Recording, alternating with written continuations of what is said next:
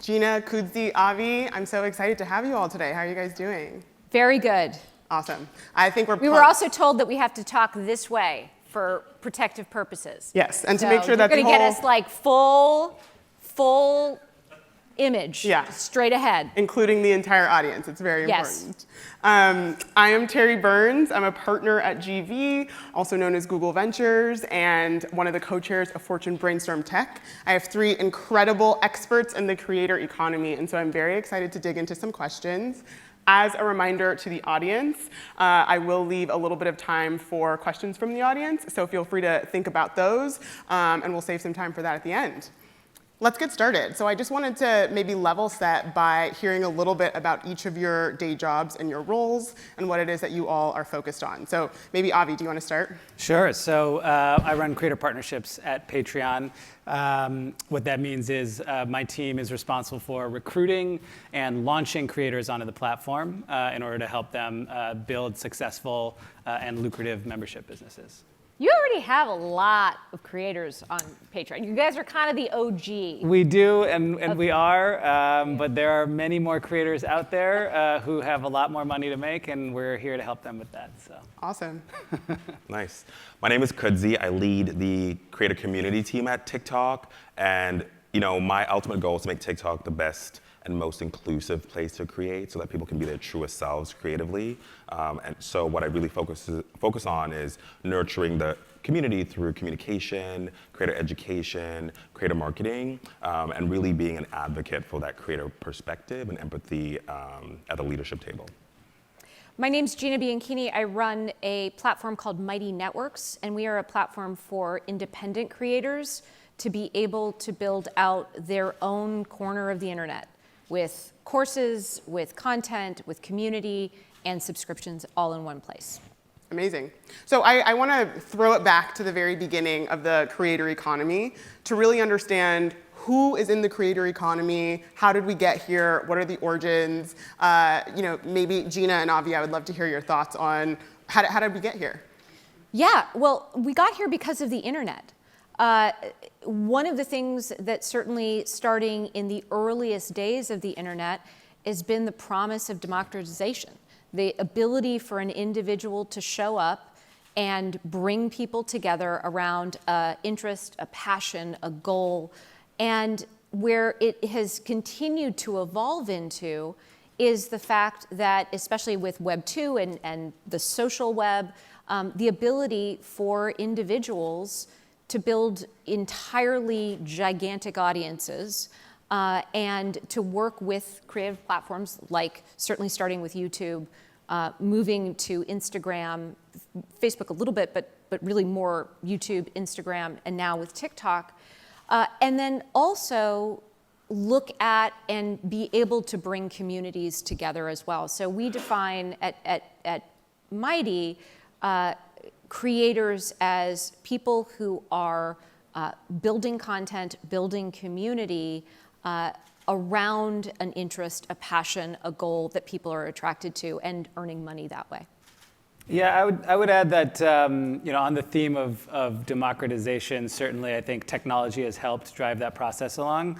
In late 2000s, when YouTube was kind of coming to the forefront, a lot of the creators on that platform had skills. They were editors, they were directors. They might be amateur relative to the Steven Spielbergs of the world, but they had those skills and they were doing all of it themselves. Today, technology, platforms like TikTok, like Instagram, have democratized the ability to make content that looks good, that is entertaining, so that anyone, including myself, who has no meaningful skills of any kind, can make something on TikTok that a few hundred or even a few thousand people might find entertaining. And one day, hopefully, a few million people make it happen. Kudzi. I don't know, Avi. I feel like I would follow you on TikTok. I think you could come up with. I appreciate that. I appreciate that. I'm working out my long-term content. What are you posting on TikTok? So I was posting dog videos, but I have a new plan in the works, and you have inspired me actually with your candle reviews to pursue my passion. So Okay, everyone in the audience, make a note of this. We all have to follow Avi. well, you also have to follow Evolution. Kudzi because he makes some great content. He's an OG content creator from like the 2000s, so been along making content for a long time. I'd love to talk more about this, Kudzi. I would love to hear more about your evolution as a content creator to the work that you're doing today. Absolutely. So one of the things when you mentioned interests and passions, I think for some people, I spend a lot of time doing creator research and talking to creators and understanding the actual motivation. And there's so many, because today when people speak about creator economy, I think they go to the monetization piece, but there's a lot of people who create for so many different reasons, just for self-expression, just for themselves, sometimes for community, sometimes for creativity, some to actually turn it into a career and actually build a sustainable livelihood, hence the monetization conversation. But when I started, I was 2006, like early YouTube, I even posted back then. I've had like a lot of blogs and a lot of channels and different accounts and newsletters and failed ones. Are any of these links still live? One of my links is live still, like Okay. my main place. If you go on TikTok and follow Sir Candleman, I post about luxury candles. Love it. Very niche and specific. But that's the joy of TikTok. You can be whoever you want to be. But it was that need to express myself in a way that I couldn't. I was an accountant before, but this gave me another way to be my full self. And that's something we talk about at TikTok a lot, like real people, real experiences, and then understanding that journey. And then for those that want to make it a livelihood, make sure we super serve them in that way. It's important to like remember that the creator economy actually has been around basically forever.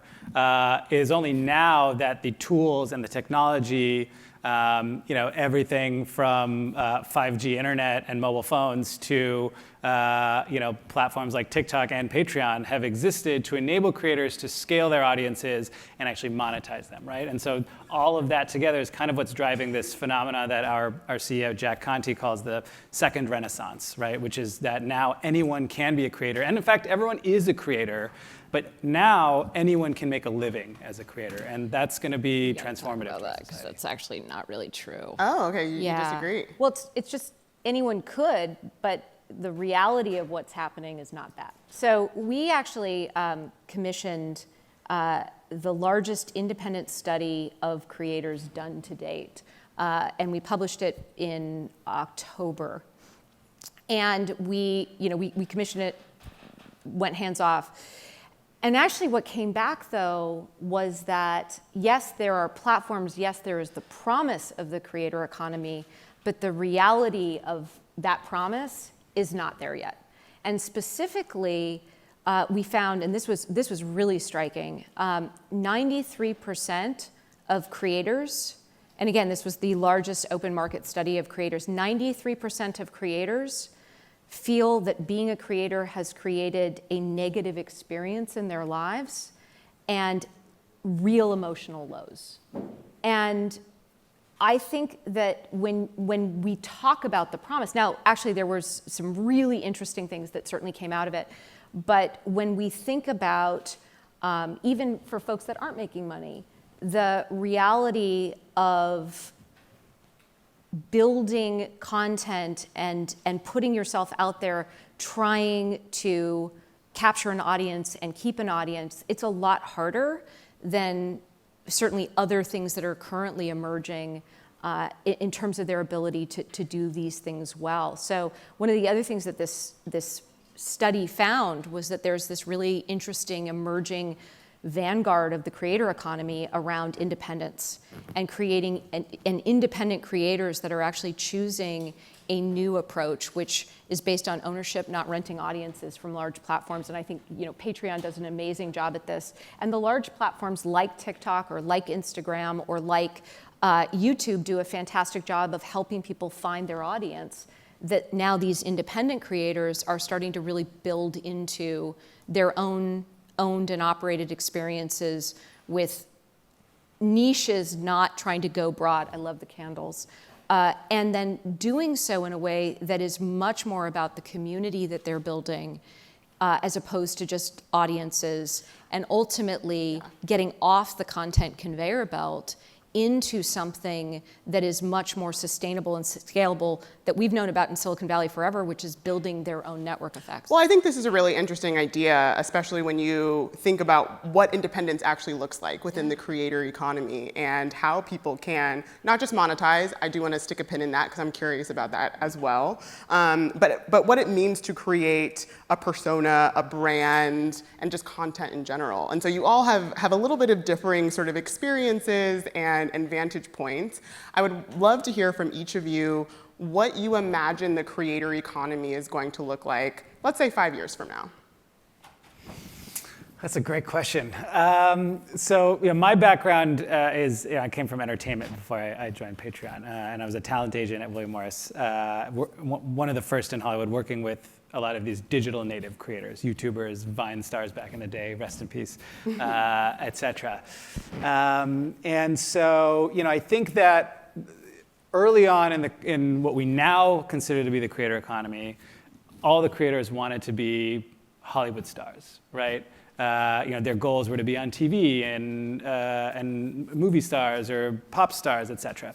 And some of them from those days are accomplishing that now, right? We're seeing some of these talent making it on Netflix, et cetera. But now there's a new generation of basically kids who grew up watching these talent, who were 6, 7, 8, 13, 15, whatever, when YouTube was first coming to the fore, when Vine was a thing, et cetera, who are now becoming creators themselves, and they're not trying to become TV stars. They don't care about being on Netflix. They want to build their audience doing whatever it is they're passionate about, which actually was why I think you actually agree with me on the point I was making earlier. They want to do whatever it is they're passionate about, and they want to be able to make a living doing that. And not try to aspire to get past some gatekeepers to make it into some whatever medium that they don't necessarily care about. They don't even consume that much, which is the reality. Yeah, I definitely see that shift. The Addison Rays of the world, for example. Right. Maybe not everyone is going to follow that exact path. Yeah. Kudzi, what do you think? From what I'm seeing, working at TikTok, if you use TikTok, I hope people here use it. If you don't, Raise your hand if you use TikTok. Try it out. Okay. This is great. I've been there for a while, so the hands get more and more each year. You'll get help. You'll get help. Every day you open the feed, and it's really a super diverse array of entertainment that's powered by this community. So I think it'll be even diversify more in terms of the types of entertainment or entertaining or informative videos you find. So diversity and interest, so even more niche. I also think you will have really understanding that creator journey. There is the world of I want to do this only and make a livelihood, but for a lot of people, it'll become like another income stream. It won't be their main thing, but it'll be a piece that adds to their overall income. Because not everyone is only a creator. We can also do we're our job, but we're also what we love, and I think you can have a combination. And lastly, it'll be a place that is hopefully sustainable. Creator wellness is something we talk about a lot, as you were mentioning. To do that well, it's a lot of effort all the time, and creators get tired, as we hear from them. So really figuring out what is sustainable creation and creator wellness, because there is no creator economy if there are no creators, and we have to protect that all the time. Absolutely. I have a very sort of different picture of the future. I think that the idea that creators are going to continue to do something that exhausts them. Our research found that creators that were surveyed are a half hour away from giving up. And that's pretty stark. So I believe fundamentally people are going to continue to follow their passions, and I agree that they're going to continue to have narrower and narrower niches.